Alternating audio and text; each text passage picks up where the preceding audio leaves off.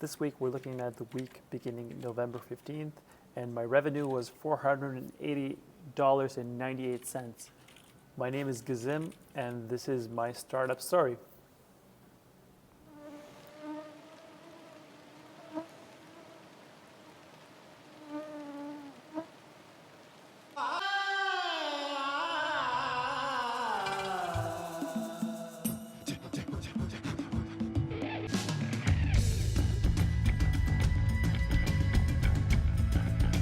My developer is back from his vacation of 3 weeks, and I'm quite excited about that. I already feel like my boulder that I'm carrying is being carried by two people now again, so that's quite a relief and exciting and all that. All right.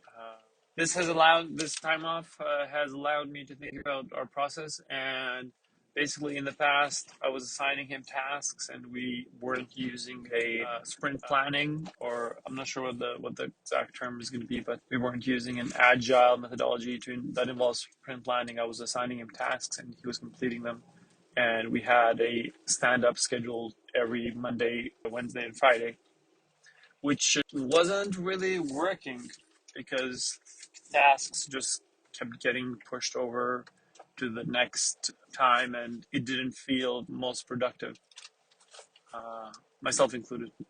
So what I'm doing is switching it to a 2 week sprint, essentially is the term, where we set a number of tasks where at the beginning of the 2 week period we decide we're going to complete these tasks, and then we kind of assign an effort score to them to be able to gauge in the future like how big of an effort and how many tasks we can complete. So we're starting to do that, and that seems pretty exciting already. My developer asked me for a raise yesterday, so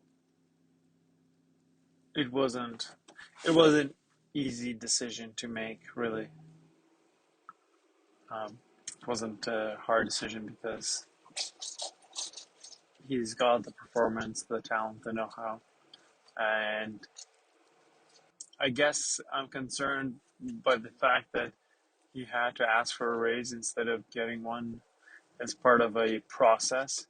But it's a process that I don't have in place, and that's kind of bothers me. Like, I don't like that he had to be put in that slightly awkward situation.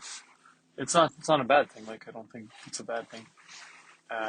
But it would be nice to get to a point where we have process in place for performance reviews, and tied to that raises and so on, to kind of do the HRE, human resource stuff, in an organized fashion.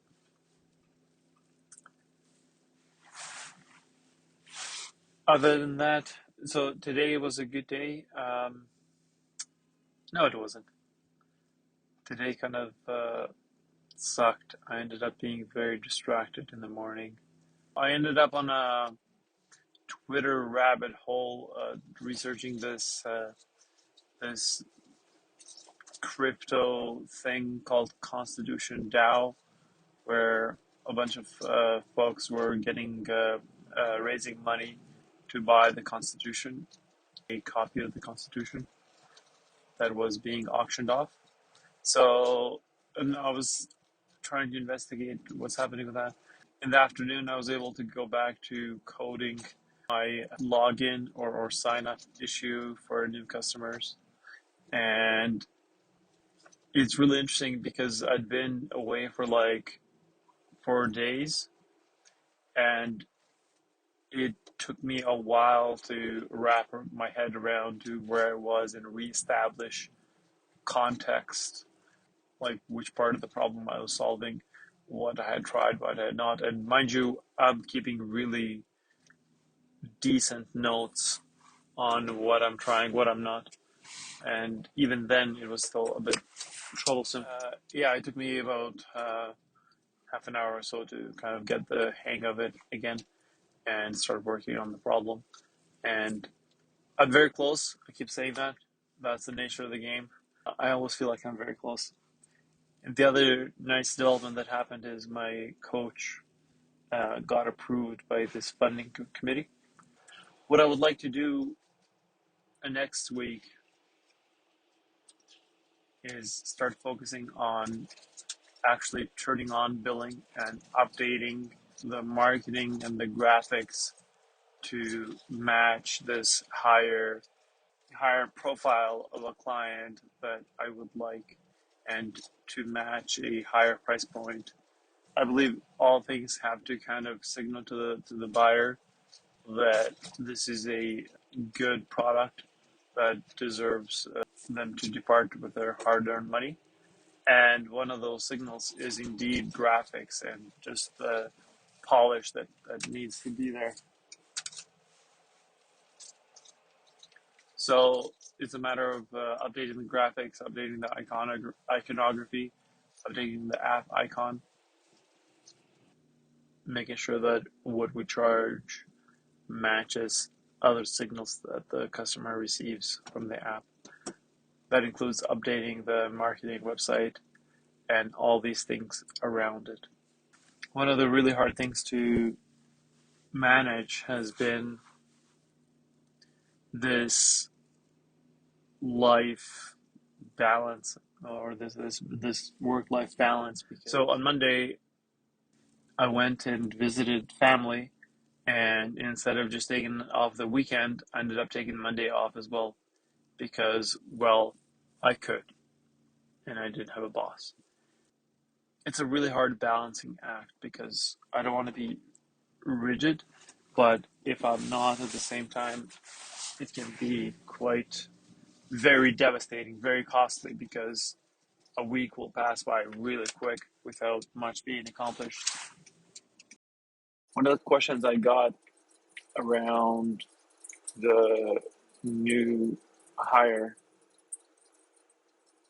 which, by the way,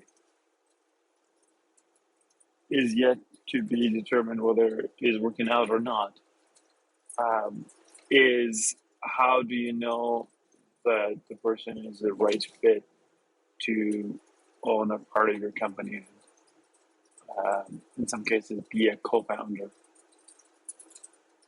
Historically, I've been very hesitant to working with anybody at that level because, honestly, I feel like I have a very strict criteria in terms of some ethical issues, and I was worried that whoever I bring in might not see eye to eye, and I was very distrustful, and obviously very worried about being screwed over and so on.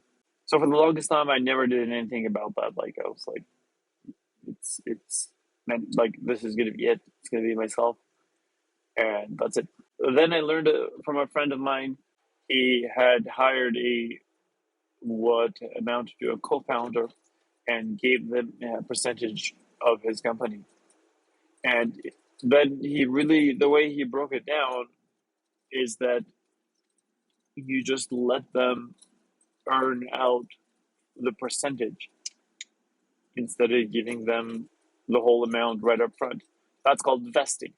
Let's say you give somebody that's joining your company 15% vested over 4 years.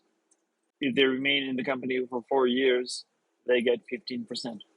It doesn't happen every day. Like, the percentage doesn't increase by a tiny decimal every day. What happens is you set the first cliff to be a specific number of days. And one of the mistakes that I made in the past, I was like, I'm just going to be really fair and let them accrue the percentages daily, like from the beginning, because I knew the person. So, and I knew I could work with them, so I had no issue with that. So I thought that would be a good, fair thing to do. And then a couple of weeks in, or one weekend, he quit on me. And I was left with this thing. Like, I'm like, okay, so technically he owns like 0.0 whatever. I don't know what percentage. But that just looks messy from an investor perspective. Like, if you show up and you're like, oh, here's a person who owns like 0.0, it just complicates things. Like they would have to sign stuff all of a sudden, and if the legal agreements aren't set in place to prevent that person from being required a signature on things, on decisions, then you could be in some just uncomfortable situations.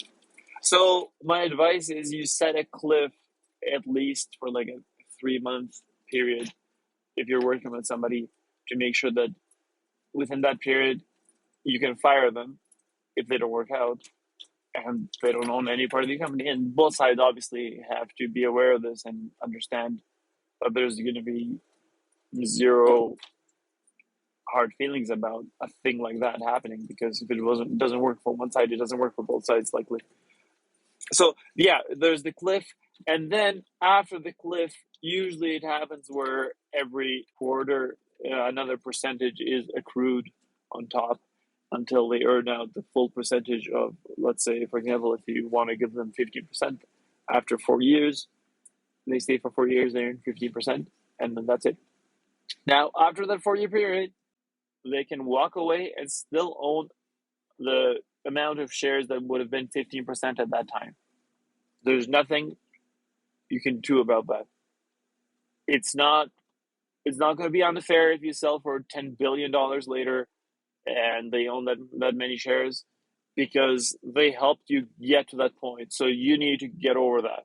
And theoretically, if you kept them on for 4 years, they provided value. So they earned that amount fair and square. And this whole idea of like, oh, you give somebody a percentage initially when nobody's trusting you, and then if you become really valuable later on, you feel screwed. That's silly to me, because that person would have helped make you just as much as you. I just talked to my coach. We're going to set up a meeting next or the week after for an in-person session to go over my app, the onboarding, the customer experience, and how it works, and then see where the gaps are, which I'm pretty excited about, because I know I have a huge issue with the customer trying the app and then walking away. It's a huge, huge issue that I need fixed ASAP. The other thing we're going to do is look at it from a 30,000 feet point of view and figure out which market this thing is going to be best for, because the product is a recipe publishing platform, but it could be used for so many different services. It could be used for grocery stores. It could be used for Shopify stores. It could be used for restaurants potentially. And teasing out which one to go after, it's not a straightforward task. And obviously, this is with limited resources. So the question is, which target do we focus on first, and then go after possibly the other target markets later on. So yeah, pretty excited about this. It's really nice to be able to talk to people who they care, and I could not be more appreciative of them, because it's really nice to be able to talk to somebody about my product and strategy and get advice, especially when they have a lot of experience in user experience and in the food industry in general. So yeah, it's a great way to end the week on this fine Friday evening.